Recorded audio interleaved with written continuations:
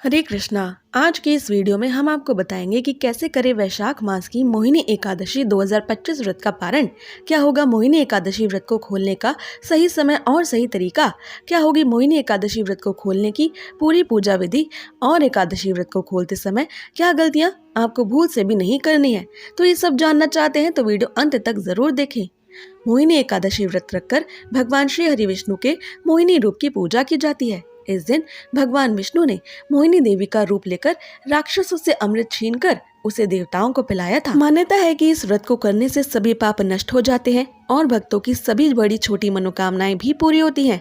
इस एकादशी का व्रत पूरा करने वाले व्यक्ति को मोक्ष की प्राप्ति होती है। साथ ही भगवान विष्णु की कृपा से भक्तों के जीवन में धन समृद्धि की वृद्धि होती है और इस जन्म के खत्म होने के बाद ऐसा जीव वैकुंठ लोक को प्राप्त करता है। इस एकादशी का व्रत खोलने के लिए एकादशी की तिथि का समाप्त होना आवश्यक है। इस बार मोहिनी एकादशी पर एकादशी की तिथि समाप्त होगी 8 मई गुरुवार को दोपहर 12:29 तक।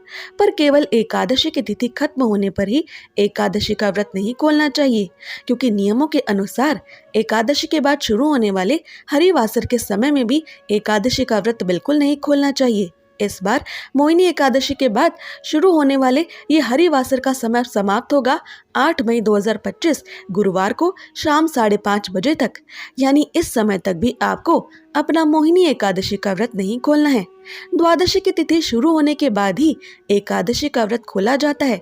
इस बार मोहिनी एकादशी के बाद द्वादशी की तिथि प्रारंभ होगी 8 मई गुरुवार को दोपहर 12:30 बजे से, और ये द्वादशी की तिथि समाप्त हो रही है 9 मई शुक्रवार को दोपहर 2:56 तक।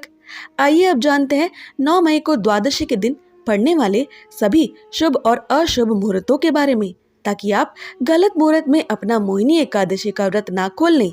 9 मई शुक्रवार को द्वादशी पर सूर्योदय सुबह 5:52 पर होगा।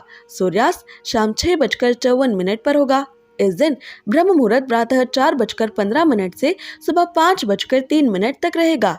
इस दिन द्वादशी की प्रातः काल की पूजा का शुभ मुहूर्त सुबह 4:31 से सुबह 5:34 तक रहने वाला है। इस दिन अभिजीत मुहूर्त सुबह 11:57 से दोपहर 12:49 तक रहेगा। आइए अब जानते हैं 9 मई को द्वादशी पर पड़ने वाले अशुभ राहु काल के बारे में, क्योंकि राहु काल के समय में भी मोहिनी एकादशी का व्रत नहीं खोलना चाहिए, वरना आपका व्रत असफल हो जाता है। 9 मई 2025 शुक्रवार को द्वादशी के दिन राहु काल सुबह 10:30 बजे से दोपहर 12 बजे तक रहने वाला है। इस राहु काल के समय में भी अपना व्रत ना खोलें, ना ही द्वादशी की पूजा करें। आइए अब जानते हैं 9 मई को द्वादशी पर मोहिनी एकादशी का व्रत खोलने के सबसे शुभ और सटीक समय के बारे में। मोहिनी एकादशी का व्रत खोलने का सबसे शुभ मुहूर्त है 9 मई 2025 शुक्रवार को सुबह 5:52 से सुबह 8:16 के बीच। इस तय शुभ मुहूर्त में मोहिनी एकादशी का व्रत खोलने से आपको मोहिनी एकादशी व्रत करने का संपूर्ण फल प्राप्त होगा। आइए अब जानते हैं मोहिनी एकादशी व्रत को खोलने की, यानी मोहिनी एकादशी व्रत का द्वादशी के दिन पारण करने की संपूर्ण पूजा विधि। एकादशी व्रत का पारण करने से पहले ये ध्यान रखें कि मुहूर्त के हिसाब से द्वादशी तिथि शुरू हो चुकी हो। अगर द्वादशी तिथि सूर्योदय से पहले ही समाप्त हो गई हो तो एकादशी व्रत का पारण सूर्योदय के बाद करें। इस बात का खास ख्याल रखें कि द्वादशी तिथि के अंदर ही पारण ना करना पाप करने के समान होता है।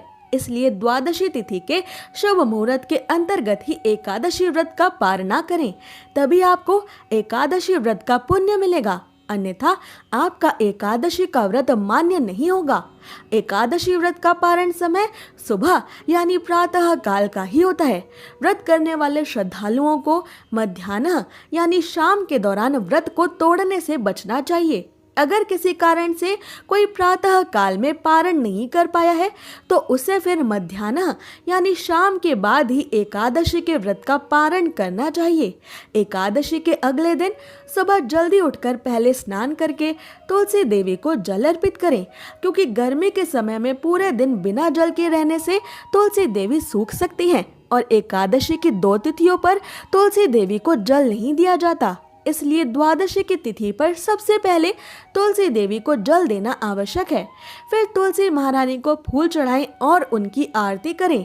आरती करके उनकी 7 बार परिक्रमा करें। तुलसी देवी की रोज परिक्रमा करने वाले मनुष्य को कभी भी यमराज के दर्शन नहीं करने पड़ते। और अब विष्णु जी की पूजा के लिए तुलसी देवी के कुछ पत्ते ले लें। अब भगवान विष्णु को स्नान करवा के उनका पीले वस्त्रों से श्रृंगार करें। उनको पीले फूल और तुलसी पत्र चढ़ाएं। फिर भगवान विष्णु की आरती करें और आरती के बाद जाने अनजाने में एकादशी व्रत के दौरान आपसे हुई सभी छोटी बड़ी गलतियों की करुणामयी भगवान श्री हरि विष्णु से क्षमा मांगे। भगवान विष्णु से क्षमा मांगते हुए आपको ये मंत्र बोलना चाहिए।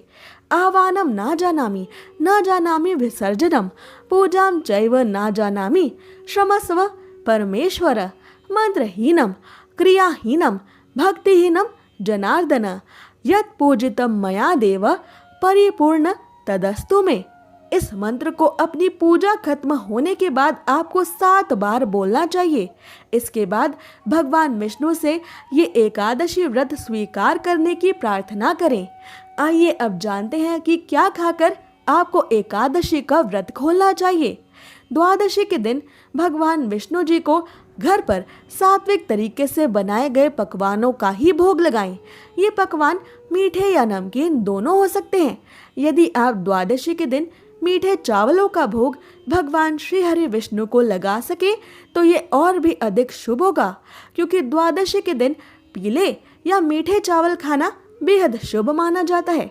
एकादशी के व्रत में चावल खाने पर रोक होती है, इसलिए द्वादशी व्रत को खोलते समय चावल खाकर ही व्रत खोलने का नियम है। मान्यता है कि एकादशी के दिन चावल खाने से शरीर छोड़ने के बाद वो मनुष्य रेंगने वाले जीवों के रूप में जन्म लेता है, लेकिन द्वादशी को चावल खाकर एकादशी व्रत को खोलने वाला मनुष्य मोक्ष को प्राप्त करता है। आपको एकादशी व्रत का पारण करने के लिए पकाए जा रहे भोजन में गाय के शुद्ध देसी घी का प्रयोग जरूर करना चाहिए। ये सेहत के लिए भी अच्छा होता है और इसमें शुद्धता भी होती है। आंवले के पेड़ पर भगवान श्री हरि विष्णु का वास होता है।